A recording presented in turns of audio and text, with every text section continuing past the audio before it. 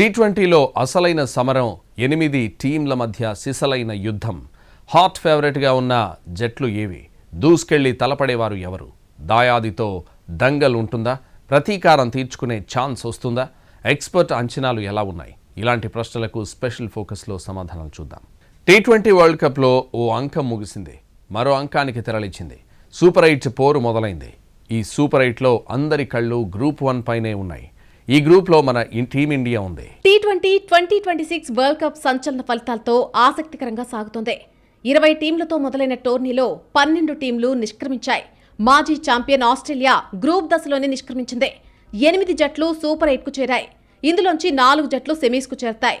అలా సెమీస్కు చేరే జట్లేవి అనే దానిపై కోట్లాది మంది క్రికెట్ అభిమానుల్లో భారీ అంచనాలున్నాయి. మెగా టోర్నీలో 20 జట్లు 4 గ్రూపులుగా ఆడాయి. గ్రూప్ ఏ నుంచి భారత్, పాకిస్తాన్ సూపర్ 8కు చేరుకున్నాయి. గ్రూప్ బి నుంచి శ్రీలంకతో పాటు సంచలన విజయాలతో జింబాబ్వే సూపర్ 8 బెర్త్ కన్ఫర్మ్ చేసుకుంది. వెస్టిండీస్ కూడా ఈ టోర్నీలో అంచనాలకు మించి రాణించింది. గ్రూప్ సి నుంచి వెస్టిండీస్, ఇంగ్లాండ్ జట్లు, గ్రూప్ డి నుంచి దక్షిణాఫ్రికా, న్యూజిలాండ్ సూపర్ 8 లిస్టులో చేరాయి. గ్రూప్ ఏ నుంచి అమెరికా, నెదర్లాండ్స్, నమీబియా, బి నుంచి ఆస్ట్రేలియా, ఐర్లాండ్, ఒమన్ నిష్క్రమించాయి. గ్రూప్ సి నుంచి స్కాట్లాండ్, ఇటలీ, నేపాల్, డి నుంచి ఆఫ్ఘనిస్తాన్, యుఏఈ, కెనడా గ్రూప్ దశలోనే నిష్క్రమించాయి. సూపర్ 8కి చేరిన 8 జట్లు 2 గ్రూపుల్లో తలపడనున్నాయి. గ్రూప్ 1లో కీలక జట్లున్నాయి. భారత్, పటిష్టమైన దక్షిణాఫ్రికా, వెస్టిండీస్ జట్లతో పాటు సంచలనాలు నమోదు చేసిన జింబాబ్వే ఈ గ్రూప్లో తలపడతాయి.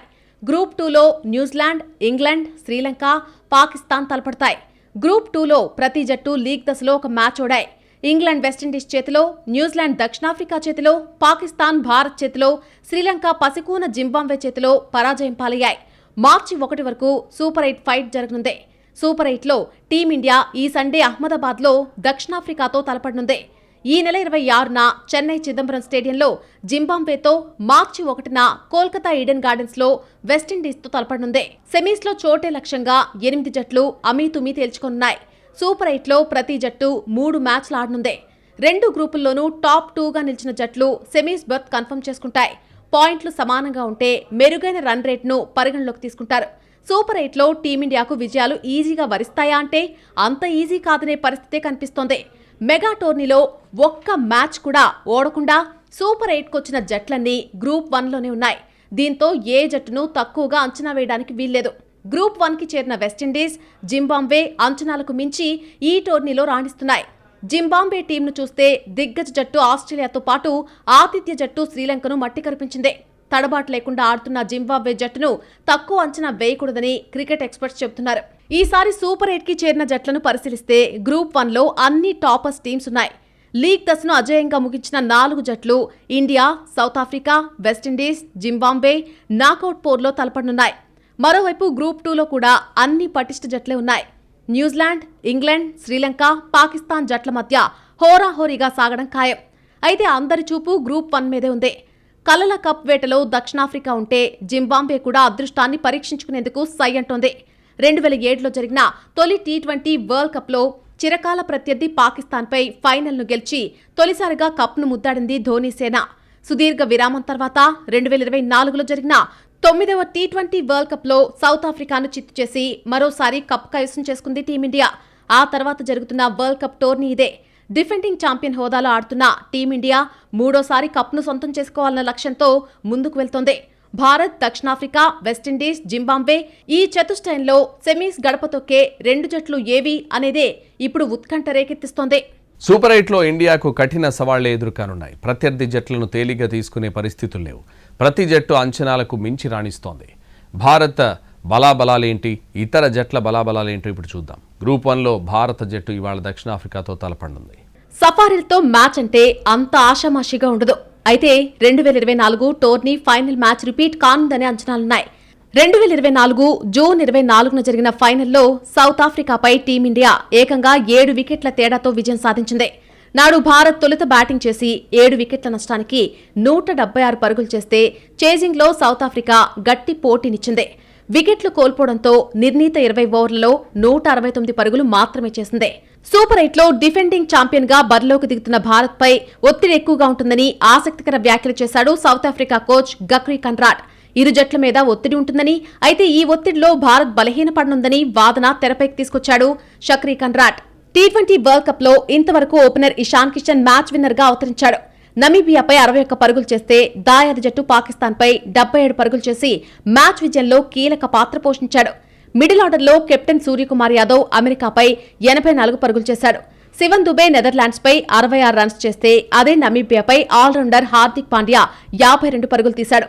Pacer Bumrah, mystery spinner Varun Chakravarthy తలో 9 వికెట్లు తీసి బౌలింగ్ దళాన్ని ముందుకు నడిపిస్తున్నారు. బ్యాటింగ్లో అయినా, బౌలింగ్లో అయినా, ఫీల్డింగ్లో అయినా అంతా సమిష్టిగా రాణిస్తేనే సౌత్ ఆఫ్రికా వంటి మేటి జట్టును ఓడించే అవకాశం ఉంటుంది. సౌత్ ఆఫ్రికానే కాదు, వెస్టిండీస్, జింబాబ్వే ఇలా ప్రతి జట్టును ఓడించి ఆ తర్వాత సెమీస్, చివరిగా ఫైనల్లో సమిష్టిగా రాణిస్తేనే విజయాలు సులభమవుతాయి. గ్రూప్ డిలో లీగ్ దశను 4-0తో ముగించింది మర్క్రమ్ సేన. సౌత్ ఆఫ్రికా టీం కెప్టెన్ గానే కాదు, ఓపెనర్ గాను అదరగొడుతూ భీకర ఫామ్ లో ఉన్నాడు మర్క్రమ్.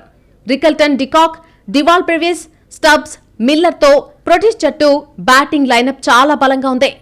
అటు బౌలర్లలో మార్కో యాన్సన్ నిప్పులు చెరుగుతున్నాడు. ఎంగిడి, కేశవ్ మహారాజ్ సైతం ఆ జట్టు విజయాలందిస్తున్నారు. జింబాబ్వే సంచలన విజయాలతో గ్రూప్ బి నుంచి నాకౌట్కు చేరుకుంది. తొలి మ్యాచ్లో పసికూన ఒమన్పై విజయం సాధించిన జింబాబ్వే రెండో మ్యాచ్లో ఛాంపియన్స్ ఆస్ట్రేలియాను 23 పరుగుల తేడాతో మట్టి కరిపించింది. చివరి మ్యాచ్లో శ్రీలంకను స్పిన్నుచ్చులో బిగించి చిత్తు చేసింది. జింబాబ్వే ఓపెనర్ బ్రియాన్ బెన్నెట్ ఆస్ట్రేలియాపై 64 పరుగులతో నాటౌట్గా నిలిస్తే శ్రీలంకపై 63 రన్స్ తీసి నాటౌట్గా నిలిచారు. లంకతో మ్యాచ్లో కెప్టెన్ సికిందర్ రజా 26 బాల్స్కే 45 రన్స్ తీసి మ్యాచ్ను మలుపు తిప్పాడు. ఆసీస్పై జింబాబ్వే పేసర్ బ్లెస్సింగ్ ముజ్రబని 17 పరుగులు మాత్రమే ఇచ్చి 4 వికెట్లు తీస్తే ఎవాన్స్ 3 వికెట్లు పడగొట్టాడు. అదే ఎవాన్స్ లంక బ్యాటర్లో ఇద్దరిని పెవిలియన్కు పంపించాడు. లీగ్ దశలో ఆస్ట్రేలియా, శ్రీలంక జట్లకు షాక్ ఇచ్చిన జింబాబ్వే కెప్టెన్ సికిందర్ రజా తమ గెలుపు చేతివాటం కాదన్నాడు. తమ విజయాలు ఇక్కడతో ఆగవని, సూపర్ 8లో ఏదైనా సాధ్యమేనని ధీమాగా చెబుతున్నాడు. తమ బాధ్యతలపై జట్టులో అందరికీ స్పష్టత ఉందని, డ్రెస్సింగ్ రూంలో ఉత్సాహం పెరిగిందని జోష్గా చెబుతున్నాడు సికిందర్ రజా. అంతే, సోమవారం జరిగే మ్యాచ్లో వెస్టిండీస్ ను ఓడిస్తామని ధీమాగా చెప్పేస్తున్నాడు రజా. సూపర్ 8లో జింబాబ్వేతో తలపడేటప్పుడు భారత బౌలర్లు ఖచ్చితంగా దృష్టి పెట్టాల్సిన బ్యాటర్ బెనెట్. నాటౌట్లుగా నిలుస్తూ సూపర్ ఫామ్ లో ఉన్న బెనెట్ ను త్వరగా అవుట్ చేస్తే ఆటోమేటిక్ గా జింబాబ్వేపై ఒత్తిడి పెరుగుతుంది. మరో ఓపెనర్ మరుమాని, కెప్టెన్ సికిందర్ రజాను అవుట్ చేయడంపై దృష్టి సారించాలి. గ్రూప్ సిలో వెస్టిండీస్ తొలి మ్యాచ్ ను స్కాట్లాండ్పై 35 పరుగులతో నెగ్గింది. ఆ తర్వాత ఇంగ్లాండ్ ను 30 రన్స్ తేడాతో ఓడించింది. నేపాల్పై 9 వికెట్ల తేడాతో విజయం సాధించి నాకౌట్ బెర్త్ ఈజీగా కన్ఫర్మ్ చేసుకుంది. హిట్మేర్, రూథర్ఫోర్డ్లతో పాటు విండీస్ కెప్టెన్ షాయ్ హోప్ సైతం కీలక ఇన్నింగ్స్ ఆడారు. సీనియర్ ఆల్రౌండర్ జేసన్ హోల్డర్ బాల్తో చెలరెగుతూ ఏకంగా 7 వికెట్లు తీశాడు. 2012, 2014లో టీ20 వరల్డ్ కప్ గెలుచుకున్న విండీస్ మరోసారి అదే జోరు కనిపిస్తోంది ఈ టోర్నీలో. లీగ్ దశలో భారత్ భారీ స్కోర్లు చేయలేదు, జట్టు సమిష్టిగా రాణించలేదు. అయినా టీంను అదృష్టం వరించింది. చిన్న జట్లు, అనామక జట్లపై సైతం కష్టంగా విజయాలు సాధించింది. గట్టి పోటీ తప్పదనుకున్న పాక్పై ఏకపక్షంగా విజయం సాధించింది. కానీ ప్రతి మ్యాచ్లో తప్పిదాలు కనిపించాయి.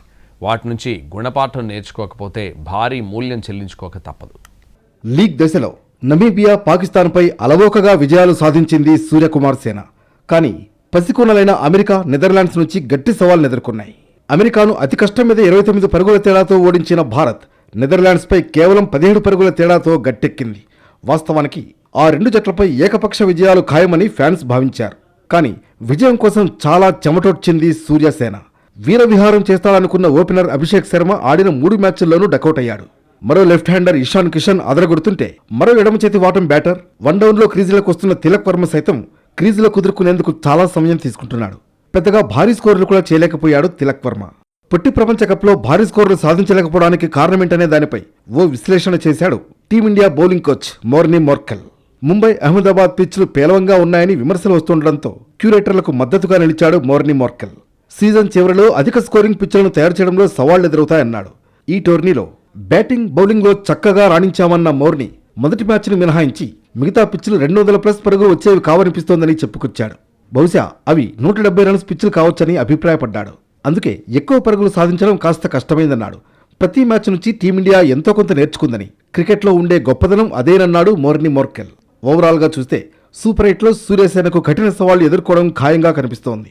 సవాళ్లు ఉంటాయి, విజయాలు అంత ఈజీ కాదనే విషయాన్ని అసిస్టెంట్ కోచ్ ర్యాన్ డెస్కాటే సైతం అంగీకరించాడు. టీమిండియా 2 ప్రధాన సమస్యలతో సతమతమవుతోందన్నాడు ర్యాన్ డెస్కాటే. టాప్ ఆర్డర్లో ముగ్గురు లెఫ్ట్ హ్యాండర్ బ్యాటర్లే ఉండడం ఒక సమస్య అయితే ఫింగర్ స్పిన్నర్లను ఎదుర్కోవడంలో తడబాటు మరో సమస్య అని డష్కాటే చెబుతున్నాడు. టాప్ 3లో ఎక్కువగా ఆప్షన్లు లేవంటున్నారు. కానీ అభిషేక్ బదులు సంజును జట్టులోకి తీసుకున్న బ్యాటర్లు సమిష్టిగా రాణించాల్సిన అవసరం ఉంది. వెస్టిండీస్, సౌత్ ఆఫ్రికా ఫింగర్ స్పిన్నర్లతో భారత్ బ్యాటర్లను కట్టడి చేసే అవకాశం ఉంది. ఈ క్రమంలో భారీ స్కోర్లు చేయలేకపోతే అజేయంగా నిలిచిన మిగిలిన జట్లను సూపర్ 8లో ఎదుర్కోవడం కష్టం. అయితే భారత్ సెమీస్కు చేరదని పాక్ మాజీ క్రికెటర్ మహమ్మద్ అమీర్ అక్కసు వెళ్లగక్కాడు. లీగ్ దశలో పాకిస్తాన్తో జరిగిన మ్యాచ్లో తప్ప ప్రతి మ్యాచ్లోనూ టీమిండియా బ్యాటింగ్ లైనప్ కుప్పకూలిందని, అందుకే సెమీస్ చేరే అవకాశాలు లేవని ఓ విశ్లేషణ చేశాడు. అంతేకాదు దక్షిణాఫ్రికా, వెస్టిండీస్ జట్లు అద్భుతంగా ఆడుతున్నాయని, ఆ రెండు జట్లకు సెమీస్ చేరే అవకాశాలు ఎక్కువగా ఉన్నాయని చెప్పుకొచ్చాడు.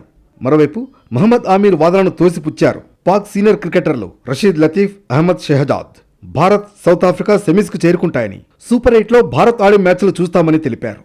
అయితే టీమిండియా సెమీస్కు చేరే అవకాశాలు ఎక్కువగా ఉన్నాయని మాజీ క్రికెటర్లు యుజ్వేంద్ర చహల్, చతేశ్వర్ పుజారా, మహమ్మద్ కైఫ్, వరుణ్ ఆరోన్, సబా కరీం, సంజయ్ బంగర్ చెబుతున్నారు.